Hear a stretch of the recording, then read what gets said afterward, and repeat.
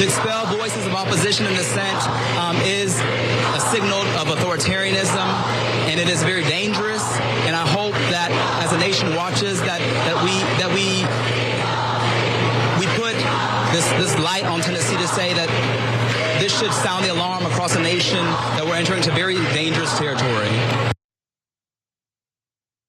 That is Tennessee State Senator Justin Jones, or I guess I should say now former state legislator, since the Tennessee House did successfully vote to expel Justin Jones, Justin Pearson as well for the crime of having participated in a protest. I mean, that's the cover story. At least I think everyone in America knows exactly why they did what they did, whether they oppose or support the move. What the Republicans did is what they're doing all over the country in 1,000 different forms. They have realized that they cannot win elections, they cannot gain nor hold power legitimately, and so they're using whatever means they have to contradict the will of the people, to make elections irrelevant since they've become unwinnable. Though that gentleman that you just saw, and you're going to see Justin Pearson as well, won elections. The Republicans do not think that they can beat them, so they just removed them. And we're gonna be jumping into that. There was also, by the way, of course, Representative Gloria Johnson. They tried to kick her out as well. They failed by 1 vote in that case, and we will be jumping into that as well. I guess minimal credit to the 7 Republicans who did not participate in this authoritarian power grab in Tennessee. But to give you an idea of how insane it is that they did these expulsions, take a look at former Representative Justin Pearson explaining what doesn't normally get you expelled.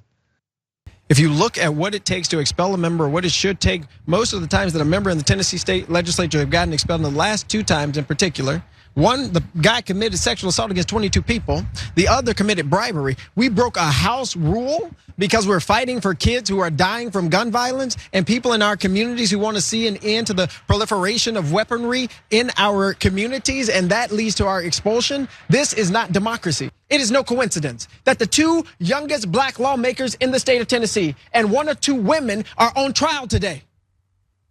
That is not accidental.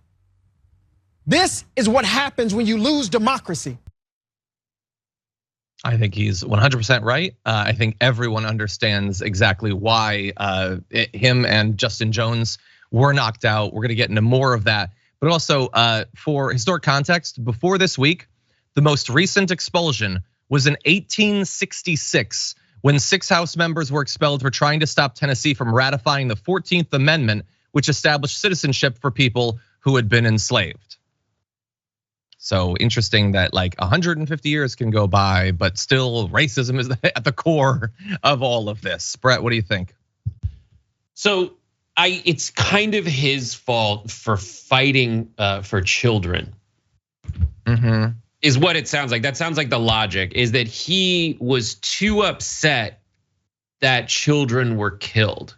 Now you look at the Republican Party's makeup, and usually they get mad about that in name only. They're mad when pre-children, like as soon as you fertilize an egg, if you do anything to that, you're the devil. But once those kids, according to Republican logic, if I'm following it correctly, once those kids are out there, they're kind of similar to the animals in Big Game Hunter, which is a really fun game to play when you're no longer drinking Bud Light at bars.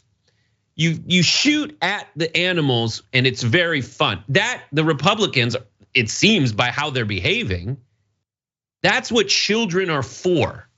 Unless they're like trying to go to a swim meet, in which case you need to inspect their genitals. It's very difficult for me to really follow the logic of the Republican Party here, but that seems to be the roadmap for their overall party platform.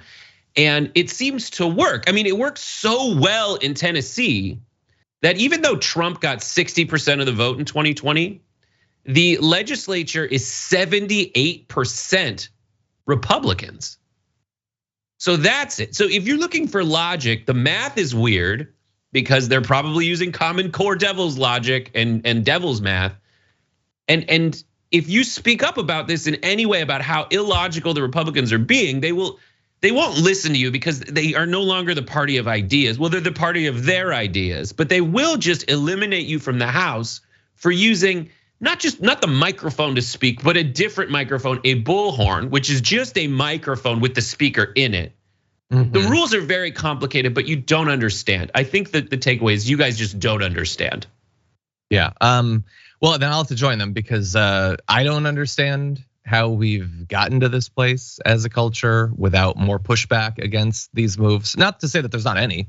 The people of Tennessee have been amazing in the original protests that spurred this, their reaction throughout this week to what happened. I would also like to welcome the national media to knowing about this story in the last possible moment, not days before, when if a national uproar had been raised, maybe there would have been a different result. But in any event, now they're talking about it, so that's good.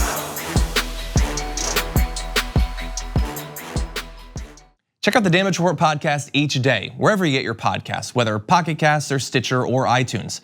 You can join me as I give you the news and stories you want, with a range of co-hosts and interview guests jumping in on the fun each day. Again, that's the Damage Report, wherever you get your podcasts. And if you get them at iTunes, don't forget to rate and review. Sometimes I'll read them live on the show.